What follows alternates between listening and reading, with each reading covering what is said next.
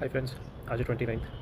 आज almost 2:30, video late है but morning में ही, अर्ली मॉर्निंग की वॉलेटिलिटी में ही हमने हमारा ट्रेड कंप्लीट कर लिया था। As you can see it's 5600 approximately profit.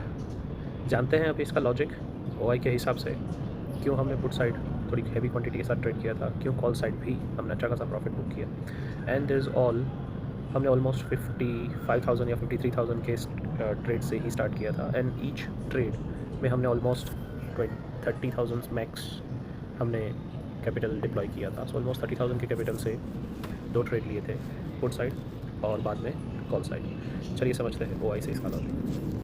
तो चलिए समझते हैं। फर्स्ट मॉर्निंग में, अर्ली मॉर्निंग हम देख सकते हैं 756 अर्ली मॉर्निंग में कि 26,000 पे अच्छा खासा रेजिस्टेंस है। और अगर आपने गिफ्ट निफ्टी देखा होगा तो गिफ्ट निफ्टी में आपको पता चल रहा होगा कि गिफ्ट निफ्टी में 240 पॉइंट्स का अप मूव था। सो मार्केट वॉलेटिल रहने वाला है, ये एक्सपेक्टेड था। बट 26,000 पे मार्केट कैसे रिएक्ट करता है वो देखना ज़रूरी था, और उसके बाद के ट्रेड उसके हिसाब से, ओआई के चेंज के हिसाब से हमने प्लान किया था। तो ना अब आपको समझ में आ रहा है कि 26,000 पे अगर इतने कॉल सेलर्स हैं, ऑलमोस्ट 1.78 करोड़ के आसपास, तो वो अपनी पोजीशंस को ऐसे ही गैप अप में एम्प्टी नहीं करेंगे। तो एग्जैक्टली वैसा ही हुआ जैसे आप देख रहे हो, मार्केट गैप अप हुआ बट इतना ज़्यादा गैप अप नहीं हुआ। 26,000 पे कंसोलिडेट किया एंड 9:30 की कैंडल पे हमने देखा कि बाइंग अब स्लो हो रही है, और उसके साथ साथ कॉल सेलर्स बढ़ रहे हैं, पुट सेलर्स भी बढ़ रहे हैं। But call sellers were intact, जो कल से थे वो आज भी अभी भी वहीं पर है। तो उसका मतलब ये था कि अगर यहाँ से डाउन मूव आती है तो वो एक लंबी डाउन मूव डे लो तक आ सकती है, जहाँ पे कॉल सेलर्स अपनी पोजीशंस को एग्जिट करेंगे। और अगर एग्जिट करते हैं तो अप मूव आएगी, अगर एग्जिट नहीं करते हैं तो फर्दर मोर डाउन मूव आ सकती है। तो हमें ओआई के हिसाब से काम करना था। तो जैसे ही ये मूव 9:30 के आसपास हमने देखा, हमने समझा कि मार्केट बेरिश हो सकता है थोड़ा। हमने तुरंत ही पुट साइड एंट्री ली, सिर्फ बहुत ही कम क्वांटिटी में सेंसेक्स में, क्योंकि सेंसेक्स की कल एक्सपायरी है तो हो सकता है उसमें प्रीमियम डीके ज़्यादा देखने को मिले। तो कम क्वांटिटी से हमने वहाँ पे ट्रेड लिए दो दो स्ट्राइक प्राइजेस पे, और हमने अच्छा खासा ये पूरा मूव कैप्चर किया, और यहाँ हमारा पुट साइड का ट्रेड कंप्लीट हुआ।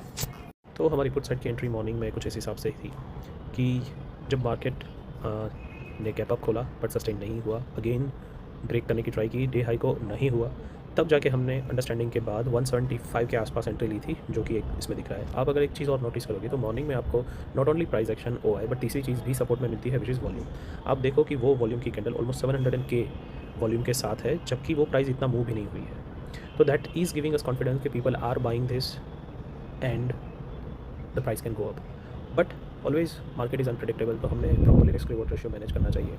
तीनों कन्फर्मेशन के बावजूद हमारी एंट्री 175 के बाद हुई थी, और स्टॉप लॉस बहुत ही टाइट 150 का था। टारगेट था 250 तक का, मार्केट 250 तक मूव नहीं किया। आप देख सकते हो कि ऑलमोस्ट 225 के आसपास आने के बाद मार्केट में सेलिंग भी स्लो हो गई थी। तो जैसे इसलिए सेलिंग स्लो हो गई, हमने तुरंत ही अपना ट्रेलिंग स्टॉप लॉस लगा दिया था 225 के आसपास, 220 के आसपास, एंड वो तुरंत हिट होता है। आप सोच रहे होंगे कि ट्रेलिंग स्टॉप लॉस क्यों लगाना चाहिए जब हमें पता ही है ओआई के हिसाब से कि मार्केट में मूव किस तरफ आएगी।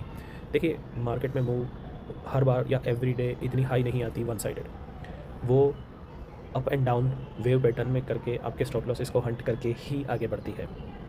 तो ऑलवेज़ अपने ट्रेलिंग स्टॉप लॉसेस को मैनेज करना चाहिए मार्केट की वॉलेटिलिटी में, क्योंकि we are not the market movers. हमें जो मार्केट मूव होता है उसके साथ थोड़ा सा मूव होकर छोटा सा पार्ट कैप्चर करके अपने डे को प्रॉफिटेबल रखना होता है। So this is a trading psychology हम सबको इवॉल्व करनी है। Thank you. आगे के ट्रेड्स नेक्स्ट वीडियो में। अभी मैं आपको एक्सप्लेन करूँगा कॉल साइड की एंट्री। तो जैसे कि आपको देख रहा है स्क्रीन पे, 10:21 को डाउन मूव 15 मिनट्स की कैंडल पे सस्टेन हुई, बट उसके बाद फॉलो अप कोई कैंडल नहीं आई, जिसका मतलब ये था कि डाउन मूव सस्टेन नहीं हो रही है। वो तो ऑब्वियसली बात है। बट 26,000 पे काफ़ी अच्छे call writers and put writers थे। सुबह अगर आपने मार्क किया होगा तो कॉल राइटर्स 1.7 करोड़ के आसपास थे, पुट राइटर्स 1.2 करोड़ के आसपास थे। 10:21 को दोनों सेम थे, ऑलमोस्ट 1.7 1.78 करोड़ के आसपास थे, जो कि दिख रहा था कि बुलिश बायसनेस बढ़ रही है।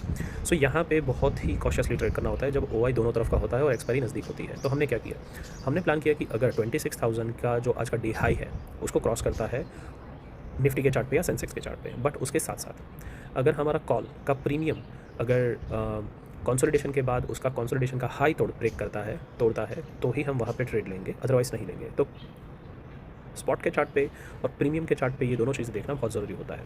तो कॉल साइड की हमने बायसनेस बना ली और फिर कॉल साइड में एंट्री की। तो कॉल साइड पे हम ये ट्रैक कर रहे थे 85,000 सी, जब मार्केट ऑलमोस्ट 85,000 के आसपास ही था, 84,000 के आसपास ही था। तो जैसे कि आप देख सकते हो कि जब डाउन मूव आई थी 1 मिनट की टाइम फ्रेम पे, वो 270 से 280 के बीच में हाई बनाई हुई थी। अब हमने वहाँ पे ट्रैक किया कि अगर 275 को ब्रेक करता है और मुझे एक रेड कैंडल मिलती है तो उसका स्टॉप लॉस लेके I can enter. So almost at 280 277 हमने एंट्री की तीन लॉट में, ऑलमोस्ट 60 क्वांटिटी में सेंसेक्स की, और इसको ट्रेल किया 330 तक। 330 के बाद वो साइडवेज जाना स्टार्ट हुआ। हो सकता है कि अगेन क्योंकि कॉल सेलर्स कम नहीं हो रहे थे तो अगेन डाउन मूव आए, अगेन प्राइस डीके हो। So rather than thinking all that things, हमने क्या किया, रादर देन मच ट्रेल, हमने 330 और 320 के बीच में, ऑलमोस्ट 325 या 317 था, आई डोंट रिमेंबर, 318 था, वहाँ पे हमने ट्रेलिंग स्टॉप लॉस लगा के ट्रेलिंग स्टॉप लॉस 317 या 318 के आसपास हमने ट्रेलिंग स्टॉप लॉस ले लिया था। तो कॉल सेट की ये सेकंड एंट्री थी जहाँ पे हमने अगेंस्ट मूव कैप्चर की और प्रॉफिट